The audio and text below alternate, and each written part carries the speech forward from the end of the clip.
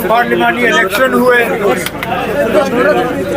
पार्लिमानी election के हवाले से जम्मू कश्मीर रियासत में जो सियासी सूरत हाल बनी,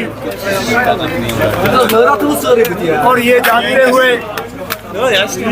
कि चंद महीनों के अंदर दोबारा इंतखाबात की उम्मीद है, उम्मीद की जा रही है कि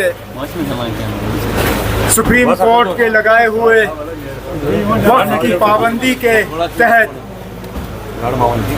असेंबली के इंतखाबात जम्मू कश्मीर में किए जाएंगे। इन सब चीज़ों को जहन में रखते हुए नेशनल कॉन्फ्रेंस के सदर जनाब फारूक साहब ने वर्किंग कमेटी की मीटिंग बुलाई। 2 दिन का ये इजलास रहा। हमें सदर मोहतरम के तरफ से ये हिदायत दी गई थी कि हम मौजूदा सियासी सूरत हाल, नेशनल कॉन्फ्रेंस ऑर्गेनाइजेशन को और ज़्यादा मजबूत करने के तरीके और आने वाले इंतखाबात की तैयारी, इन सब चीज़ों को लेके हम अपनी बात सामने रखें। तमाम जो साथी इस मीटिंग में बुलाए गए थे उन्होंने अपने बातें रखी। मौजूदा हालात के बारे में हर एक नेशनल कॉन्फ्रेंस के वर्किंग कमेटी के जो ऑनरेबल मेंबर हैं उन्होंने खासकर जो जम्मू कश्मीर में अभी हालात बने हुए हैं उनके बारे में खदशात का इजहार किया, चाहे वो गिरफ्तारियों की बात हो, चाहे वो पकड़ दकड़ का जो सिलसिला चल रहा है उसको लेके हो, चाहे कानून के गलत इस्तेमाल की अगर हम बात करें उसको लेके,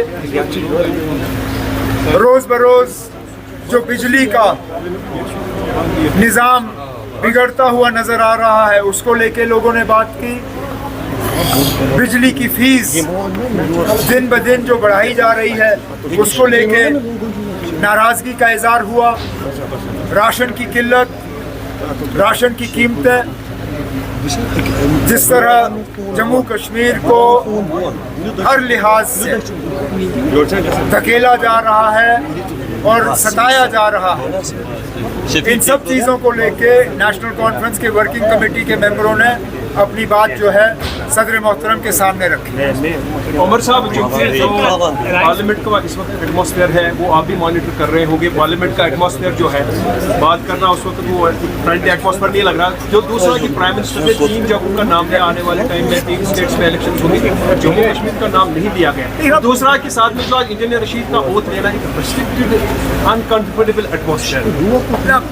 जहाँ तक ओथ लेने की बात है ये अदालत का फैसला होता है, मैं इसमें कुछ नहीं कह सकता। अदालत ने जो फैसला लिया वो लिया। जहाँ तक पार्लियामेंट की हम बात करें तो मेरे साथ आगा रूहुल्लाह साहब खड़े हैं, ये खुद स्पीकर की मनमर्जी के शिकार हुए हैं। खुद इनकी जो स्पीकर साहब के इलेक्शन के बाद तकरीर हुई उसमें से एक हिस्सा जो है काट दिया गया था क्योंकि स्पीकर साहब इनकी बातों से खुश नहीं थे। इसी तरह लीडर ऑफ द ऑपोजिशन की तकरीर का हिस्सा बीजेपी के कहने के बाद रखवाना ये अपने आप में एक अच्छी बात नहीं है। जमहूरियत में हर किसी को अपनी बात रखने का जो है हक है। अगर गाली गलोच नहीं, अगर गलत अल्फाज इस्तेमाल नहीं किए गए तो इन चीज़ों को रिकॉर्ड से निकालने की जो है नौबत आनी नहीं चाहिए थी। लेकिन बीजेपी को कौन याद दिलाए कि 400 की तो उन्होंने बात की लेकिन 240 भी पार नहीं हुआ। बीजेपी को कुछ हद तक अपना रवैया बदलना चाहिए। वो इस अंदाज से बात करते हैं जैसे कि उनके 400 मेंबर पार्लियामेंट में हैं, उनके 240 हैं और 240 से आगे उनकी गाड़ी गई नहीं। हम उम्मीद करेंगे कि ऑपोजिशन को और ऑपोजिशन के मेंबरों को इस तरह जो है इनके साथ जो है व्यवहार नहीं हो। जो कश्मीर का नाम नहीं लिया गया। जहाँ तक देखिए अब हम क्यों बार बार ये उम्मीद करें कि वज़ीर आज़म साहब जम्मू कश्मीर का जिक्र करेंगे। ठीक उससे कुछ दिन पहले वज़ीर आज़म साहब यहाँ आए थे, उन्होंने योगा किया। योगा के दौरान उन्होंने लोगों को यकीन दिलाया कि जल्द से जल्द इलेक्शन होंगे और लोग अपनी हुकूमत चुनेंगे। इसके बाद शक की गुंजाइश कहाँ पर है? इलेक्शन कमीशन ने अपनी तैयारियां शुरू की हैं। इलेक्शन कमीशन ने खुद कहा है कि वो इलेक्शन यहाँ जल्द से जल्द कराएंगे। होम मिनिस्टर ऑफ इंडिया ने कहा है कि सुप्रीम कोर्ट के वक्त की लगाई हुई पाबंदी से पहले इलेक्शन का सिलसिला जो है वो मुकम्मल किया जाएगा। मुझे नहीं लगता इसमें अब कोई शक की गुंजाइश है।